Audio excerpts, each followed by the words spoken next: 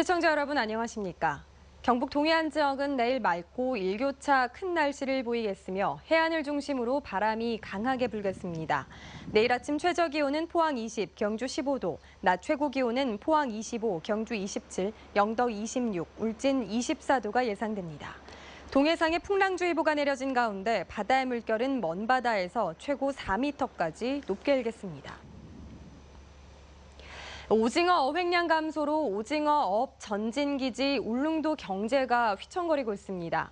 어민들은 중국 어선의 무분별한 남획을 가장 큰 원인으로 꼽으며 정부 차원의 대책 마련을 요구하고 있는데요.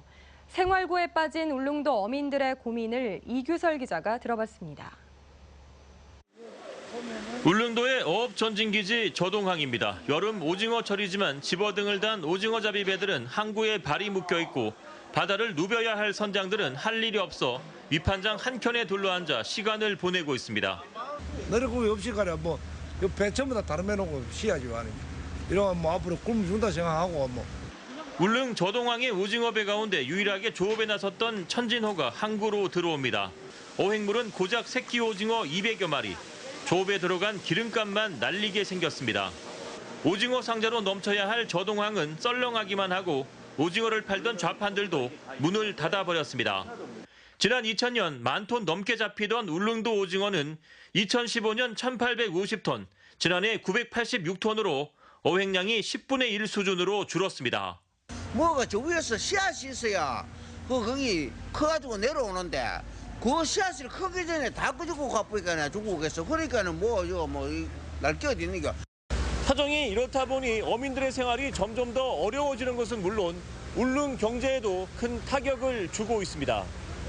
어획량 감소는 수온 상승과 트롤과 체납기 어선의 불법 공조 조업 등 여러 원인이 있지만 어민들은 중국 어선의 북한 해역 싹쓸이 조업이 가장 큰 영향을 줬다고 생각하고 있습니다. 정부에서는 그 손 놓고 그대로 있었는데 그러면은 우리 울릉도 민들은 죽으라는 이야기 아닙니까? 어민들은 무엇보다 정부에서 적극 나서 중국 어선의 북한 해역 싹쓸이 조업을 막아줄 것을 요구하고 있습니다. 또 현재 경색되어 있는 남북 관계가 풀릴 경우 예전 노무현 정부가 추진했던 것처럼 북한에 입어료를 지불하고 중국 어선 대신에 우리 어선들이 북한 해역에서 오징어를 잡는 방안도 신중히 검토해야 한다는 입장입니다. MBC 뉴스 이규설입니다. 경북 동해안 4곳이 환경부로부터 국가지질공원 인증을 받았고 울릉도 독도는 2012년에 이어 재인증을 받았습니다. 동해안 국가지질공원은 동해안 일대와 일부 낙동정맥을 포함한 2,260여 제곱킬로미터로 경주 양남 주상절리군과 포항 두호동 화석산지, 영덕 화강 섬로감 해안, 울진 왕피천 등 지질명소 19곳입니다. 또 양동마을과 포스코, 울진 민물고기 생태체험관 등 비지질명소 36곳도 포함됐습니다. 국가지질공원은 지구과학적으로 중요하고 경관이 우수한 지역을 선정해 이를 보전하고 교육 관광사업 등에 활용하며 환경부가 인증합니다.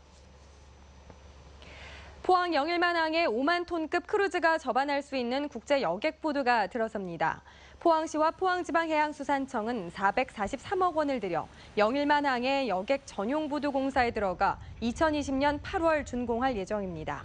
포항시는 여객보드가 들어서면 중국 동북 삼성과 러시아 연해주, 일본 서안을 연결할 수 있고 울릉도 독도 해양관광자원과 경주 안동 내륙관광자원을 연계한 국제여객 기항지로 발전할 수 있을 것으로 기대하고 있습니다.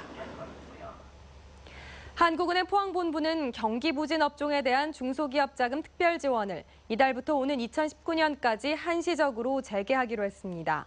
지원 대상은 경북 동해안 지역의 주점업을 제외한 음식 숙박업과 도소매업, 여가업, 교육 서비스 업체 등으로 192억 원 한도 내에서 업체당 5억 원, 은행 대출액 기준으로는 20억 원까지 지원합니다. 한국은행 포항본부는 세월호 사고 이후 1년 4개월간 소비 관련 경기 부진 업종에 대한 특별 지원을 시행한 바 있습니다. 어제 오전 4시 40분쯤 포항구항 입구에서 어선과 바지선 충돌로 실종된 선원 64살 원모 씨가 오늘 오전 8시 숨진 채 발견됐습니다. 원 씨는 포항구항 쌍용부두에서 120m 떨어진 수중에서 포항해경 구조대에 의해 숨진 채 발견돼 병원으로 옮겨졌으며 해경은 정확한 사고 경위를 조사하고 있습니다. 이에 앞서 지난달 30일 호미곶 앞바다에서 전복된 광제호에 타고 있던 실종 선원 2명은 해경이 사고 해역을 중점 수색하고 있지만 아직 찾지 못하고 있습니다. 영덕군이 허위 사실과 추측성 기사로 군의 명예를 훼손시켰다며 지역모 지역 주간지를 출판물에 의한 명예훼손 혐의로 대구지검 영덕지청에 고소했습니다. 군은 해당 주간지가 사실 확인이 안 된 허위 내용으로 영덕군수와 영덕군 공무원 비판 기사를 연속 게재해 법적 조치를 취하게 됐다며 고소 이유를 밝혔습니다.